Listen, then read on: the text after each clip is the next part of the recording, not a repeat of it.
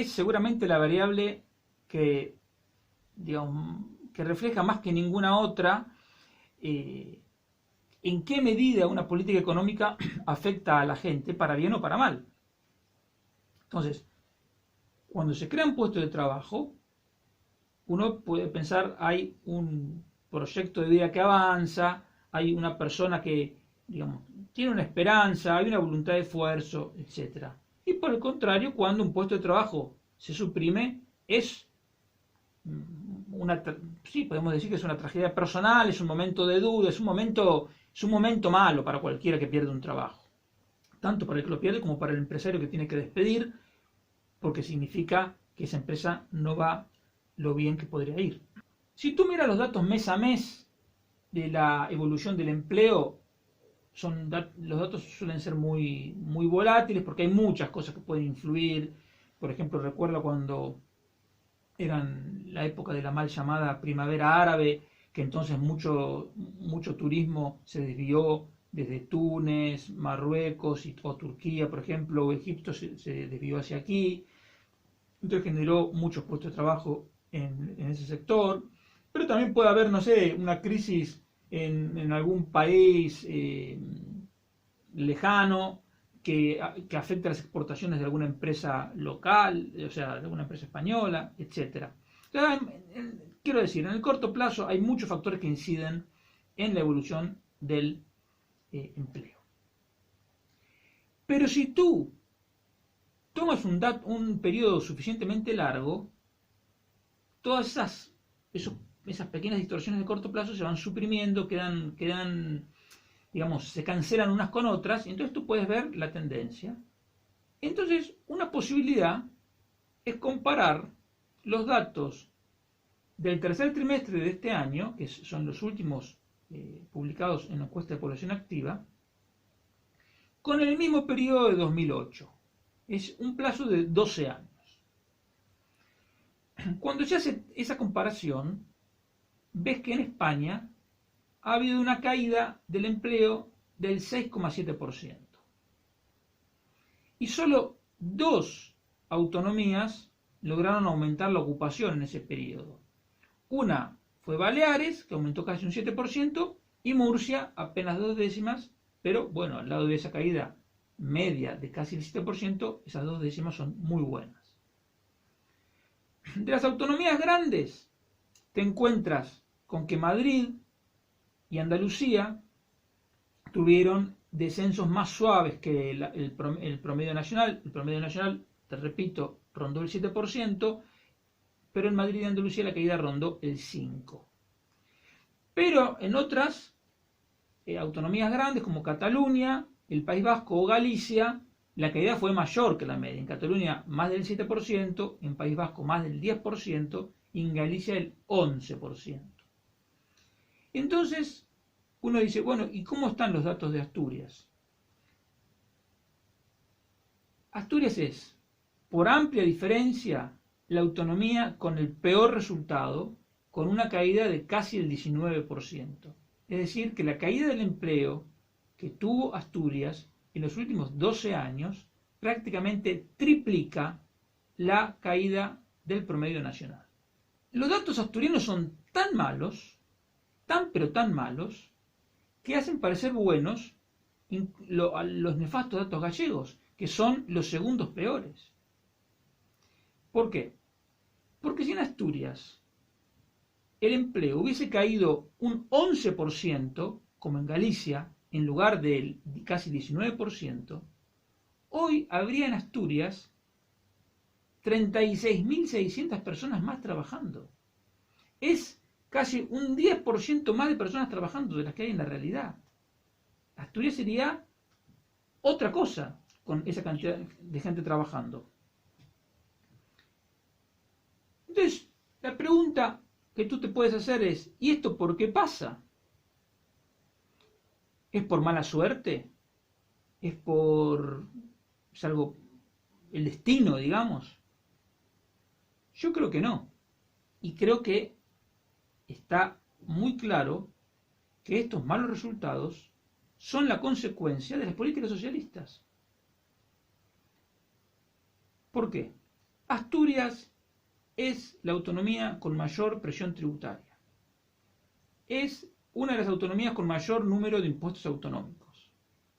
Tú puedes creer que mientras los centros comerciales no pueden trabajar, tienen que pagar un impuesto a las grandes superficies. Eso es ridículo. Ese impuesto tendría que ser suprimido ya porque es el impuesto del resentimiento socialista hacia los grandes emprendimientos. No, ellos quieren que sean todos kiosqueros. Está genial ser kiosquero, pero si alguien quiere poner una gran superficie, que la ponga también y está muy bien también. Pero a los socialistas no les gusta. Entonces pusieron un impuesto. Y encima que no pueden trabajar, tienen que pagar. Es una locura. Entonces, eso también te ayuda a entender el porqué de los resultados. Aquí en Asturias iba a haber un proyecto para explotar una mina de oro. Quedó en la nada. Hay gas que se puede explotar con la técnica del fracking. El profesor Santamaría o Santamarina, no recuerdo el apellido, de la Universidad de Oviedo, dio una vez una conferencia extraordinaria explicando que se podría hacer perfectamente sin ningún riesgo ni para el medio ambiente ni para nada, digamos, que se podrían crear muchos puestos de trabajo y que habría gas no solo para cubrir el consumo nacional, sino incluso para exportar durante 30 años. Pero no nos gusta eso, entonces tampoco se hace. Tenemos uno de los impuestos de sucesiones más caros de Europa, ya no de España, de Europa. Y no te digo del mundo porque no pude revisar las estadísticas. Pero digamos, si es de los más altos de Europa, que es el continente donde se pagan más impuestos, de ahí a ser del mundo hay un paso. Las políticas socialistas en Asturias castigan al que quiere invertir, castigan al que quiere trabajar, expulsan a los jóvenes y obviamente son incapaces de atraer talento. Lo único que crece en la Asturias socialista es el empleo público y la subvención. Mira estos datos porque son realmente trágicos. Entre 2008 y 2020, en Asturias se esfumaron 6.500 empleadores. O sea, gente que daba empleo a otra gente, bueno, hay 6.500 menos. Autónomos, hay 21.000 menos. 21.000 autónomos menos. Y luego los socialistas dicen que prometen la mejor Asturias y hablan de los autónomos y los pequeños empresarios, cuando 6.500 empleadores desaparecieron y 21.000 autónomos desaparecieron. Y como evidentemente desaparecieron autónomos y desaparecieron empleadores, también se perdieron más de 69.000 empleos en el sector privado. Si tú sumas todo, autónomos, empleadores y asalariados del sector privado, son más de 96.000 personas creadoras de riqueza menos que hay en Asturias respecto a 2008. Ahora, al mismo tiempo, ¿qué hizo el socialismo con el empleo público? Aumentó en 8.100 personas. Pero además, 18.000 personas más empezaron a cobrar el salario social. Entonces, el saldo de estos números, ¿cuál es? Hay 96.200 pagadores de impuestos menos y 26.100 consumidores de impuestos más. Es decir, asalariados del sector público y gente que cobra salario social, que cobran todos de los impuestos que paga el sector privado. Javier Fernández, el anterior presidente, y Dolores Carcedo, que ahora sigue siendo diputada en la Junta General del Principado de Asturias, pero que fue durante toda la gestión de Javier Fernández la consejera de Hacienda, ¿qué hicieron con la gestión de las cuentas públicas? Fernández y Carcedo, que yo en algún artículo lo llamé sociedad ilimitada, porque con ellos la deuda pública no tenía límite, más que duplicaron la deuda pública asturiana. La subieron en más de 2.400 millones de euros. Cada día laborable durante la gestión de Javier Fernández, cada día laborable durante toda la gestión de Javier Fernández, del primero al último día, la deuda pública aumentó en 1.300.000 euros. ¿Y ahora qué hace Adrián Barbón y Ana Cárcava, que es la consejera de Hacienda, ya llevan a aumentar la deuda pública asturiana en 452 millones de euros. Se queda un poquito corto respecto a lo de Javier Fernández porque Barbón y Cárcava la están aumentando en 1,2 millones de euros por cada día laborable. De todas formas, el dúo Barbón-Cárcava acaba de marcar, digamos, entró en la historia de la deuda pública asturiana porque son los primeros en superar la marca de los 5.000 millones de euros. No es poca cosa. Nota a pie de página. En varios artículos en La Nueva España, y aquí mismo en este micrófono, yo invité públicamente a la consejera Ana Cárcava a debatir públicamente conmigo, donde quiera y cuando prefiera, sobre el impuesto de sucesiones. Porque alguna vez ella dio entrevistas diciendo que este era un impuesto necesario, que era un impuesto justo, y que era un impuesto, digamos, que casi habría que agradecer el tenerlo.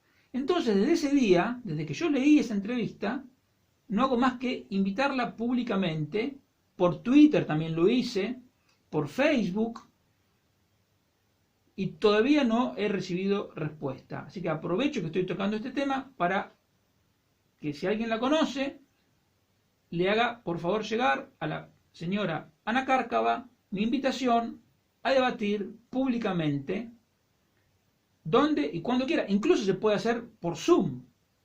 El gobierno tiene todos los recursos. Lo quieren hacer por Zoom, lo hacemos por Zoom y lo vemos en directo por YouTube, todos los asturianos del mundo. Y vamos a ver si realmente el impuesto es tan bueno o no, cuáles son esos argumentos. A lo mejor me convence. No lo creo.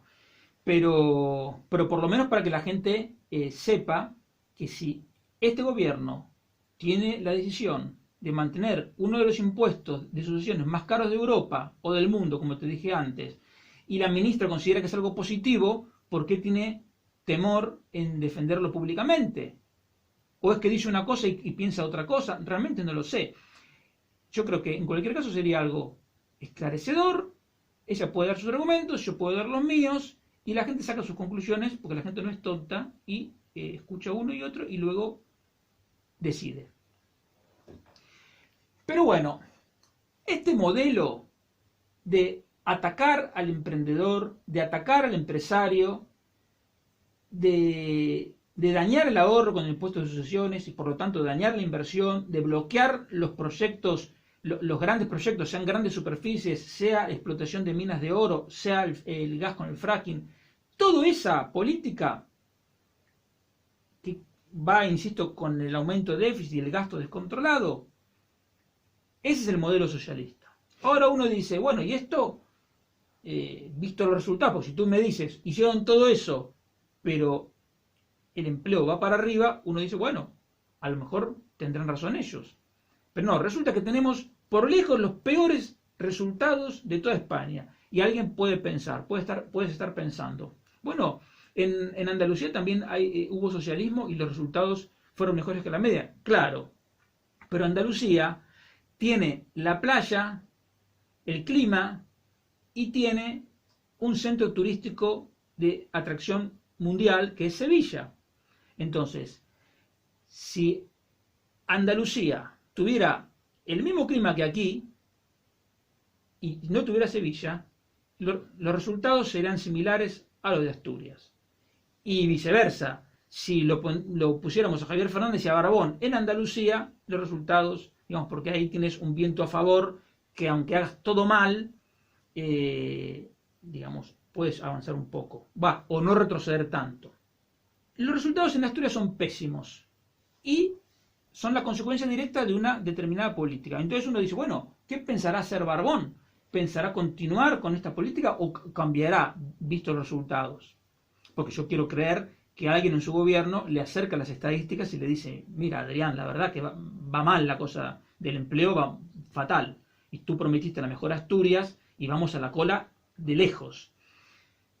Pues no. El proyecto de presupuesto para Asturias para el año que viene duplica la apuesta. porque prevén la mayor emisión de deuda pública de la historia de Asturias. Más de 900 millones de euros. Es decir, Adrián Barbón y Ana Cárcava, que acaban de superar la cota de los 5.000 millones de euros de deuda, lo que nos proponen es el año que viene o principios del 2022 llegar y superar la cota de los 6.000 millones. Este proyecto de presupuesto implica que durante cada día laborable del año que viene, Barbón y Ana Cárcava, la que no quiere debatir conmigo sobre el impuesto de sucesiones, piensan aumentar la deuda pública asturiana en 3,6 millones de euros cada día laborable. Nos van a enterrar en una montaña de deuda que va a significar una mochila de piedras para la economía asturiana que vamos a pagar por décadas. Es evidente que si la política sigue siendo la misma, los resultados van a ser iguales o peores, porque cada vez el sistema productivo asturiano está cada vez más golpeado. Por lo tanto, Asturias va a seguir cuesta abajo y va a seguir, digamos, descarto que Barbón vaya a cambiar el rumbo, porque ya tendría que haber demostrado ganas de cambiarlo, pero digamos, el diagnóstico que tiene no lo ha llevado en el año y pico que lleva de gobierno a cambiar. Entonces, descartando la posibilidad de que el gobierno se ilumine un día y cambie el rumbo 180 grados, esto solo va a cambiar el día que la gente cambie el sentido de su voto o hasta que la realidad se imponga. ¿Por qué? Porque todo lo que es insostenible, tarde o temprano, se cae. Entonces, lo que es insostenible, aumentar la deuda pública, el gasto, los preceptores de salario social, el empleo público, eso no es sostenible. Entonces, en economía podemos saber los qué, no podemos saber el cuándo, pero que esto es insostenible, es insostenible. Entonces, cuanto antes se tomen las medidas, mejor, porque si no, más difícil, más duras van a tener que ser las medidas de corrección posteriores, que, insisto, pueden ser tomadas por la propia realidad. Es decir, cuando en algún momento nadie esté dispuesto a prestar a Asturias, no haya banco dispuesto a prestarle al gobierno asturiano, o los asturianos decidan rebelarse porque están hartos de seguir siendo los que pagan más impuestos de toda España. Entonces, por algún lado, en este sistema socialista de pobreza y decadencia va a petar.